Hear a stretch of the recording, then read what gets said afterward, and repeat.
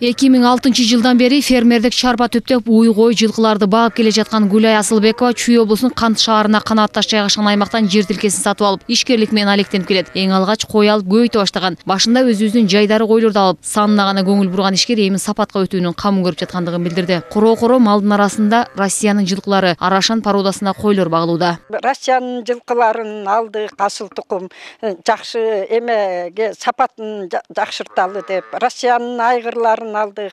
Арашан койлорду мурда эле эметчибиз, сандан сапатка Арашанды дагы ошо жакшы эмесин жакшы кылалы деп атабыз. Каны таза койлордон алсакпы деп ойлогонбуз. Буга кошо уйдун Симментал, Алато жана Швед породалары да бар. Сүт багытындагы уйларды саап, күн сайын Кант сүт заводуна тапшырат. Түшкөн каражат тоют малдардын дар-дармегине жеп ичкенибизге коротулат дейт фермер. Ар бир ишкерликти илгерилетүүдө мамлекеттен жеңилдетилген насыяларды алып, мал чарбасын кеңейтип келет. Мамлекет жердин салыгынан бошотту. Эми быйыл насыяны 6%га түшүрүптүр деген Гүлай Асылбекова Айыл банктан каражат алып, таза кандуу койлордун сапатын көбөйтүүнү максат кылып тургандыгын билдирди. 1 миллион 600 000. Ага, эмне аласыздар? Кандай мал аласыз? Койду жакшыртам. Кой жагын жакшыртабыз. Койдун сапатын таза кандуу койлорду алганга аракет кылабыз.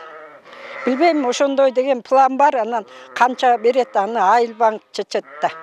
Айыл чарба жана каржы министрликтери менен жыл сайын ишкерлерди колдоо, өзгөчө дыйкан фермерлерге үстөк пайызы аз насыяларды атайын долбоорун алкагына берип келишкен. Айыл банк ачык акционердик коомунун адистери айыл чарбасын каржылоо 10 долбоору ишин баштаганын белгилейт. Учурда райондордогу өкүлчүлүктөр кардарлардын тийиштүү документтерин кабыл ала баштаптыр. Айыл чарба каржылоо 10 долбоору боюнча быйыл биз 6% менен берген табыз.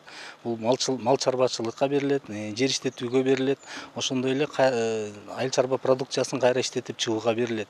Мөөнөттөрү болсо мал чарба жер иштетүүгө 3 жылга каралып атат, кайра иштетүүгө биз 5 жылга каралат. Банк адиси былтыркы долбоордо 10%дык үстөк менен берилсе, быйыл 6%га түшкөндүгүн, ананда өткөн жылы күрөөсүз 150 000 сомго чейин насыя беришсе, эми анын көлөмү 300 000ге көтөрүлгөндүгүн түшүндүрдү. Айыл чарба министринин биринчи орун басары Нурдин Алишеровдун айтымында, министрлер кабинетинин токтому чыгып, анын негизинде дыйкан фермерлерге колдоо көрсөтүүнүн быйылкы аракеттери башталды. 2013 жылдан бери иштеп келген долбоор аркылуу мал багып, дыйканчылык кылган ишкерлер насыя алуунун камын көрө берсе болот. Өзгөчөлүгү болуп, бул жылы негизи бул пайызы болуп эсептелип атат.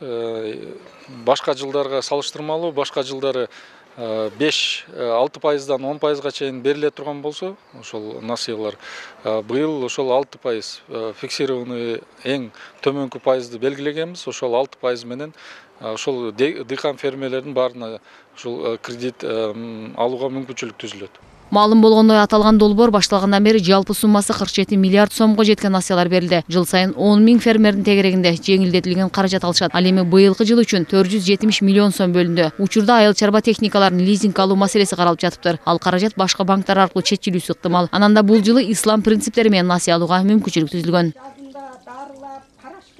Шекер Сатыбалдиева, Улукбек Сулайманов, Нью ТВ.